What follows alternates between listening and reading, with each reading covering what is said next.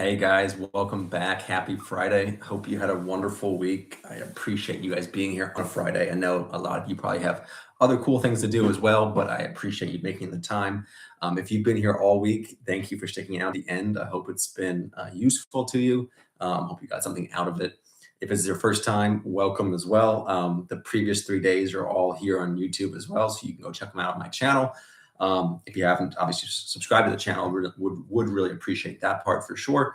But to quickly introduce myself, my name is Colin Whittington, CEO and founder of Recruiting Heroes, help law enforcement officers find careers in the private sector.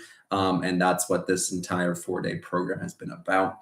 On the first day, we talked a little bit about the type of roles law enforcement officers often do very well in after law enforcement, the type of transferable skills they have, and quite a bit more on that first day. The second day, we talked a lot about resume writing, how important resumes are in the private sector, and what you can do to stand out with your resume. Yesterday, we tackled LinkedIn, which I think is one of the most important parts of the job search process, and how you can use it, not just to apply for jobs, but also to network and to make yourself as visible to recruiters as you can. And today, on the final day, we're going to talk a little bit about how to be vetting companies yourself. That way, when you're going through a hiring process, it's not just companies seeing if you are a good fit for them. You also want to make sure that they are a good fit for you and that they have earned the right to have you as an employee. We'll talk a little bit about the typical hiring process, so the interview process in the private sector, what you can expect. Go a little bit into the interviews themselves as well, and then talk about salary negotiations and things like that as well. It is Friday. This is a massive topic, so what I'm most likely going to do is keep it relatively short today and have a second one of these programs in February where we'll focus solely on interviewing and salary negotiations as well. Because I do want to leave some time at the end of today to have you all answer any questions or ask any questions, that you may have about anything we covered in these 4 days or anything else as well. I don't know if you got the memo or not. I kind of announced it really late, but if you wanted to bring a drink today, you're welcome to. If you have something to celebrate at the end of the week, comment in the comment section what you're drinking. I'm having some Blanton's bourbon here. Usually it's pretty tough to find in Virginia for some weird reason, but I was able to get some for Christmas. So I'll be having that. And cheers to you all for having a good week, I hope. And let's get right into it. I'm going to share my screen. And of course, as always, feel free to ask any questions as we go along this presentation. Don't have to wait till the end. Where am I? Wrong one. All right. So I did mention yesterday, from my experience, one of the hardest things that I'm seeing law enforcement officers, and honestly most candidates have, Tito's, awesome call, enjoy. That sounds pretty good. Good way to celebrate the end of the week for sure. So cheers to you. As I mentioned yesterday and a couple times, I think this week, is what I'm seeing is that most law enforcement officers, the biggest struggle they're having is actually getting to the interview process. They're applying for dozens, maybe hundreds of jobs and getting either ignored, ghosted, or getting the automatic and the generic thanks but no thanks kind of emails. Most law enforcement officers, the ones I work with as well as other ones that I've heard from and things like that, usually do very well in the interview process. And I think a lot of that has to do with our ability to build rapport, communicate effectively, and get our point across in a very strong manner, which isn't always the case for people from other walks of life and other careers. So I think once you get an interview process, typically you're going to do very, very well. I think there's still a lot of prep that goes into it because you don't want to blow this chance. Like I said, getting to the interview is incredibly tough these days. So if you get the chance to interview, you want to make sure you're 100% prepared. What was the drink someone else said here? Dr. Pepper, boring. That's good too, man. It's probably healthier, right? I don't know if it's healthier, but at least it's not alcohol, I suppose. But cheers to you as well. But yeah, so one of the big things that I talk about when you're going to go to interview for a job is to really spend time in the days, weeks, whatever ahead of time, researching the company and the job opportunity. As I mentioned throughout the course, part of what I do is interview candidates for various roles for different companies as well. And it's always amazing to me how little the candidates know about the roles that they actually apply to themselves. They seem like they took no time to prepare for the interview, and it comes across very easily to recruiters, especially ones who have been around for a while. So if you are invited to an interview, I really encourage you to go to their website, go to their LinkedIn page, Google their name, see what they're all about, see what their mission statement is if they have one, see what they really believe in, any kind of awards they've won, any kind of things that they believe in, if they do, events for their staff, if they do charity events, if they've won big contracts with the government or whatever else. Those are all things you would want to look up and to know ahead of time. And one of the questions you're bound to be asked is, why do you want to work for this organization? And obviously we all go to work for the paycheck at the end of the day, but that's not really an answer that's going to get you the job. You want to be able to explain why you're choosing this specific role in this specific company. And the more specific you can be, the better. So if it's a security manager job, I wouldn't just go in there talking about how much you want to be in security management.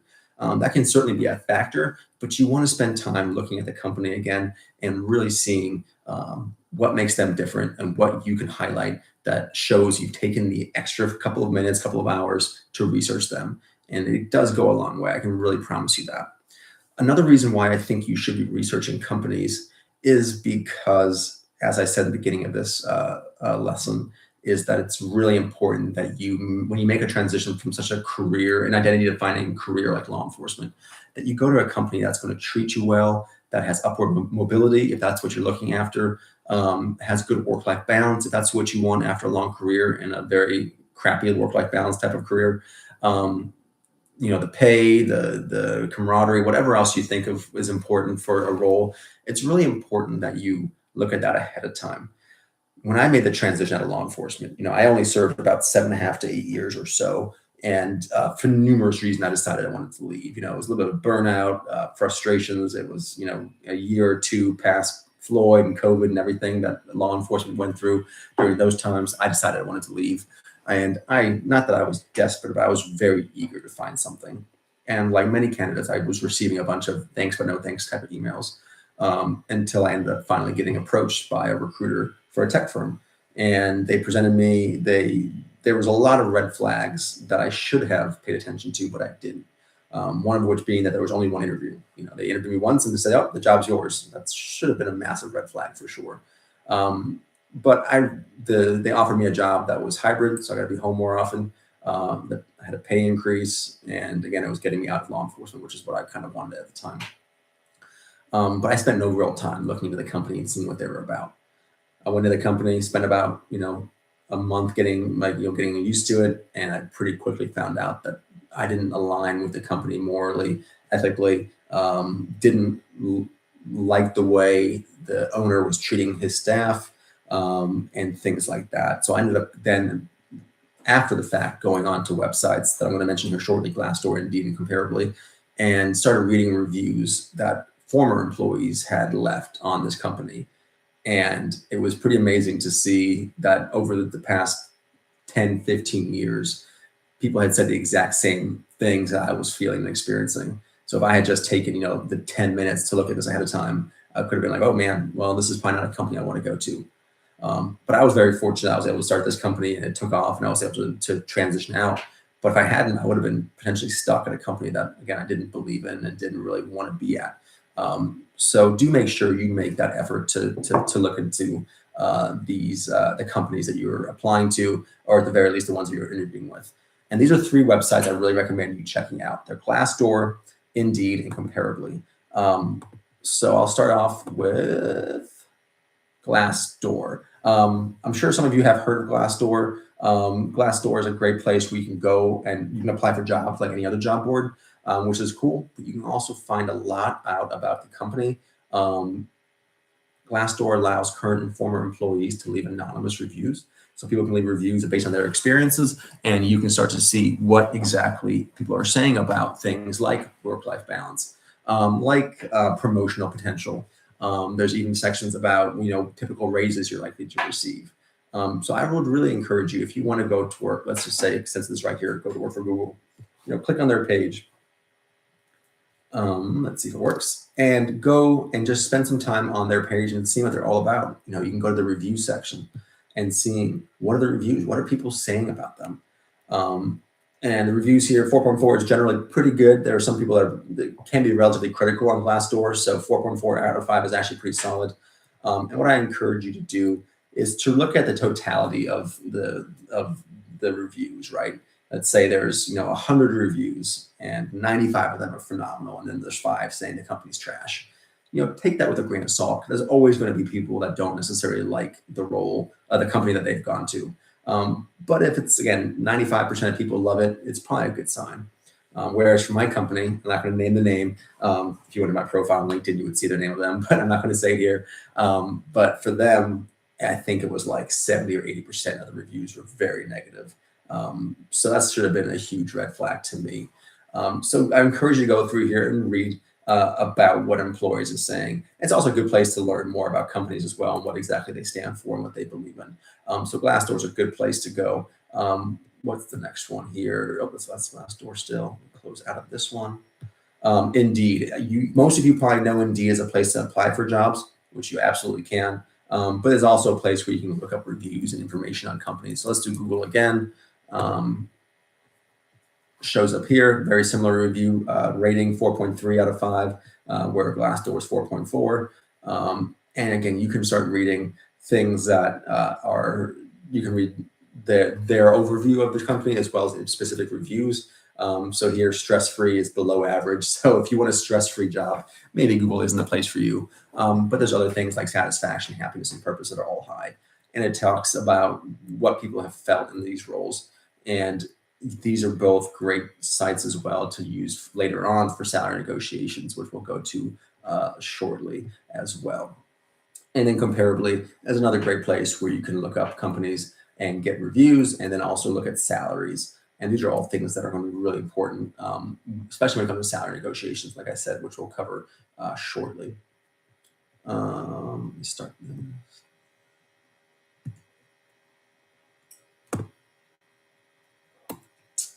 Okay, so what to expect in the interview process? Some of you have maybe never had a job in the private sector, or if you have, it's been 20 or 30 years, so things have probably changed.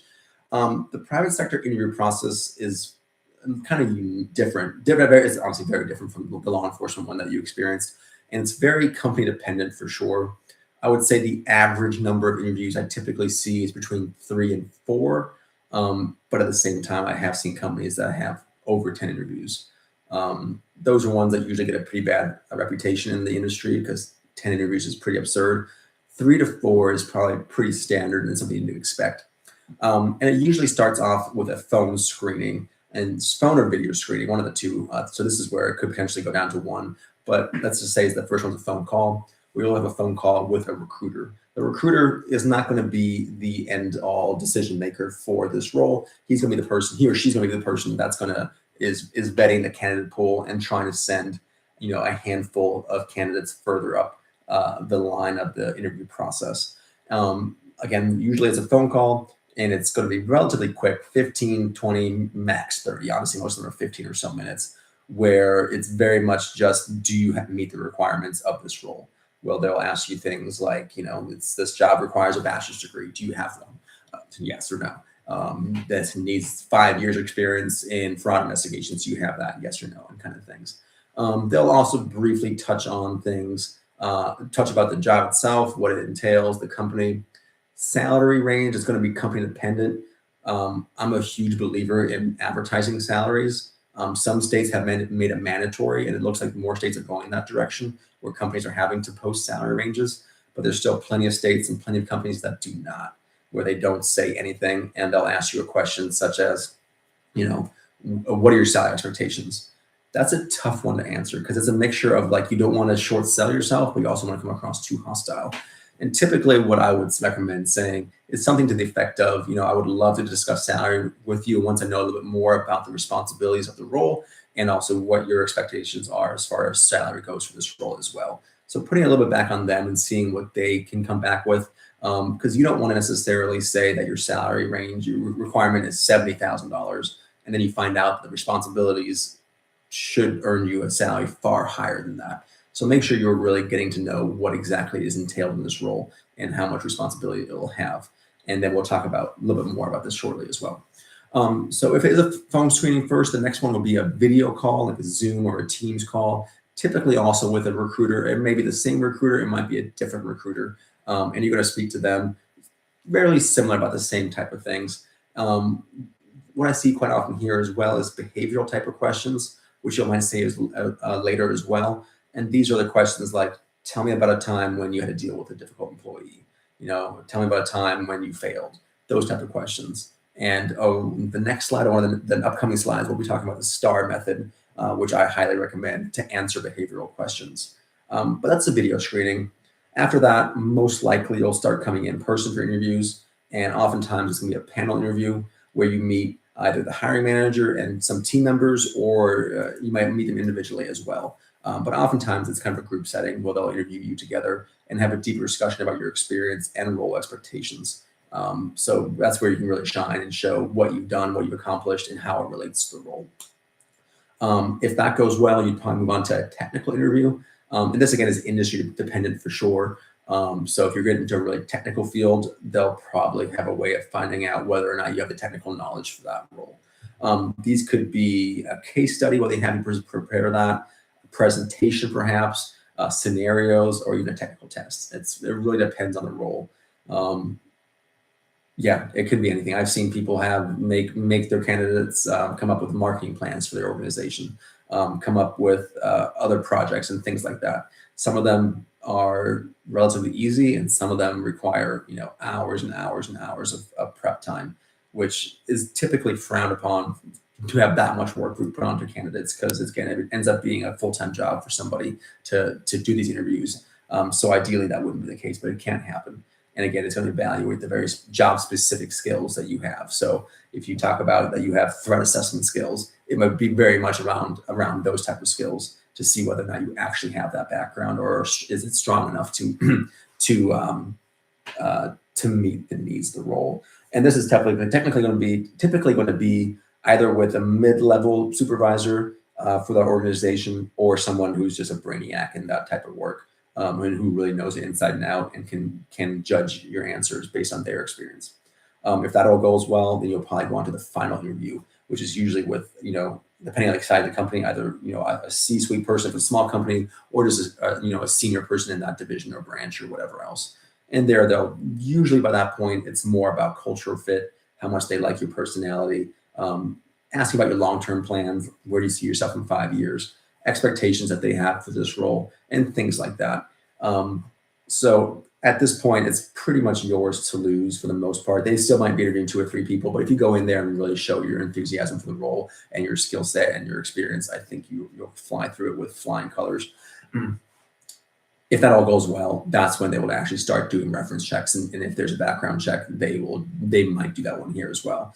Typically, background checks in the private sector is literally like a criminal history check and maybe a credit check, if that, and it's very, very minor and very quick. Of course, if you go to more a role that requires clearances and things like that, that obviously changes drastically. But for the typical private sector role, any kind of clearance check would be very minimal compared to what you're used to in law enforcement. Like I said, I know I will have another 1 or 2 day training program in early or mid-February to really cover interviews, just because there's so much that goes into it. Oh, there was a question. I once had a one-way interview, very strange to me. Yes. Was that like an AI interview? Because if that's what you mean, I have heard a lot about that in the last year or so, with candidates like having to call in and they're literally talking to an AI system and having to answer questions there. Yes. Okay. Yeah. That is very new in the past year, and obviously my company's small, but let's say I got massive, I would never do that. I think doing that's very impersonable. But I think I mentioned this I think on the resume writing day, is that companies right now